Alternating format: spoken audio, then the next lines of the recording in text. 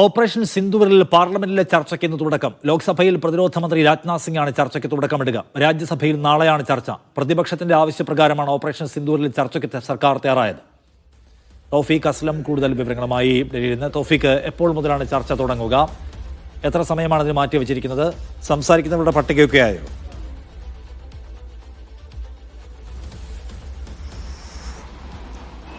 അനുഷാദ് 12 മണിക്ക് ചർച്ച ആരംഭിക്കുമെന്നാണ് ഇപ്പോൾ അറിയിച്ചിരിക്കുന്നത്. 16 മണിക്കൂറാണ് ഓപ്പറേഷൻ സിന്ദൂറിൽ ചർച്ചയ്ക്ക് കേന്ദ്ര സർക്കാർ ഇപ്പോൾ അനുവദിച്ചിരിക്കുന്നത്. കേന്ദ്രത്തിന്റെ ഭാഗത്തു നിന്നുകൊണ്ട് പ്രതിരോധ മന്ത്രി രാജ്നാഥ് സിംഗ് ആയിരിക്കും ഈ ചർച്ചയ്ക്ക് തുടക്കം കുറിക്കുക. പിന്നീട് ആഭ്യന്തരമന്ത്രി അമിത്ഷാ, അതോടൊപ്പം തന്നെ വിദേശകാര്യമന്ത്രി എസ് ജയശങ്കർ തുടങ്ങിയ ആളുകളായിരിക്കും കേന്ദ്രത്തിന്റെ ഭാഗത്തു നിന്നുകൊണ്ട് സംസാരിക്കുക. പ്രതിപക്ഷത്തിന്റെ ഭാഗത്തു നിന്നുകൊണ്ട് ആരൊക്കെയായിരിക്കും സംസാരിക്കുക എന്നതിനെ കുറിച്ചുള്ള ഒരു പട്ടിക ഉടൻ തന്നെ ലോക്സഭാ സ്പീക്കർക്ക് കൈമാറുമെന്നാണ് ഇപ്പോൾ ലഭിക്കുന്ന വിവരങ്ങൾ. ഇതിൽ നേരത്തെ പ്രതിപക്ഷത്തിന്റെ ഭാഗത്തു നിന്നുകൊണ്ട് സർവകക്ഷി സംഘത്തിൽ പോയ നിരവധി ആളുകളുണ്ട്.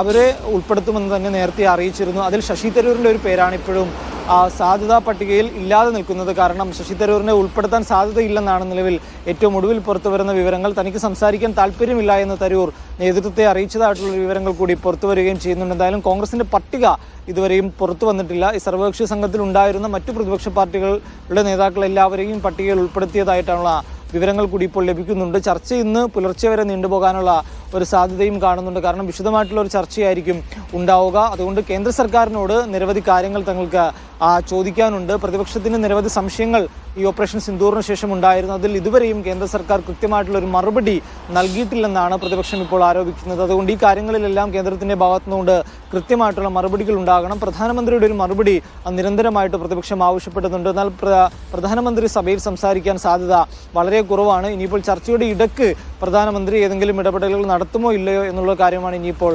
അറിയേണ്ടത്. നിലവിൽ കേന്ദ്രത്തിന്റെ ഭാഗത്തുനിന്നുകൊണ്ട് പ്രധാനമന്ത്രി സംസാരിക്കില്ല എന്നാണ് മനസ്സിലാക്കാൻ സാധിക്കുന്നത്. മറ്റു കേന്ദ്രമന്ത്രിമാരായിരിക്കും ഈ ചർച്ചയിൽ പങ്കെടുത്തുകൊണ്ട് സംസാരിക്കുക. പ്രധാനമായും അമേരിക്കൻ പ്രസിഡന്റ് ഡൊണാൾഡ് ട്രംപിന്റെ ഇടപെടലാണ് പ്രതിപക്ഷം നിരന്തരമായി ചോദ്യം ചെയ്തുകൊണ്ടിരിക്കുന്നത്. ഇന്ത്യയും പാകിസ്ഥാനും തമ്മിലുള്ള ഈ സംഘർഷം അവസാനിപ്പിക്കാനായിട്ട് താൻ നിരന്തരം ശ്രമം നടത്തി, തന്റെ ശ്രമത്തിന്റെ ഭാഗമായിട്ടാണ് ഇത്തരമൊരു വെടിനിർത്തൽ കരാർ നിലവിൽ വന്നത് എന്നായിരുന്നു ഡൊണാൾഡ് ട്രംപ് നിരന്തരം പറഞ്ഞുകൊണ്ടിരിക്കുന്നത്. ഇന്നും ഒരു ദേശീയ മാധ്യമത്തിന് നൽകിയ അഭിമുഖത്തിൽ ഡൊണാൾഡ് ട്രംപ് ഇക്കാര്യം ആവർത്തിക്കുകയും ചെയ്തിരുന്നു. അതുകൊണ്ട് ഇതിൽ കേന്ദ്ര സർക്കാരിന്റെ ഭാഗത്തുനിന്നുകൊണ്ട് ഒരു കൃത്യമായിട്ടുള്ള മറുപടി ഉണ്ടാകണമെന്നാണ് പ്രതിപക്ഷ എംപിമാർ ആവശ്യപ്പെടുന്നത്. അതോടൊപ്പം തന്നെ പഹൽഗാമിലെ ഭീകരാക്രമണത്തിൽ ഉണ്ടായിരുന്ന ആ സുരക്ഷാ വീഴ്ച, അവിടെ സുരക്ഷാ ജീവനക്കാരെ നിയോഗിക്കുന്നതിലുണ്ടായ വീഴ്ചകൾ, ഇതിലെന്താണ് സംഭവിച്ചത്, അതോടൊപ്പം തന്നെ ഈ ഓപ്പറേഷൻ സിന്ദൂറിനിടയിൽ ഇന്ത്യക്ക് നഷ്ടപ്പെട്ട എത്ര യുദ്ധവിമാനങ്ങൾ നഷ്ടപ്പെട്ടു തുടങ്ങിയ കാര്യങ്ങളാണ് പ്രതിപക്ഷം നിരന്തരമായിട്ട് കേന്ദ്ര സർക്കാരിനോട് ചോദിച്ചുകൊണ്ടിരിക്കുന്നത്. അതിന് ഇന്ന് സഭയിൽ ഒരു മറുപടി ഉണ്ടാകുമോ എന്നുള്ളതാണ് ആ പ്രതിപക്ഷം ഇപ്പോൾ നോക്കുന്നത്. അത്തരമൊരു മറുപടി ഉണ്ടായില്ലെങ്കിൽ വീണ്ടും പ്രതിഷേധവുമായി മുന്നോട്ട് പോകുമെന്നാണ് അല്പസമയം മുമ്പ് നമ്മളോട് പ്രതികരിച്ച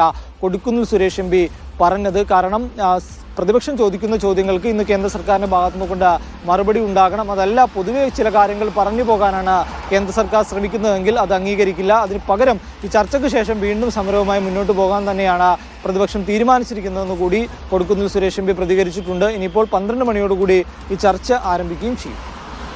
ശരി.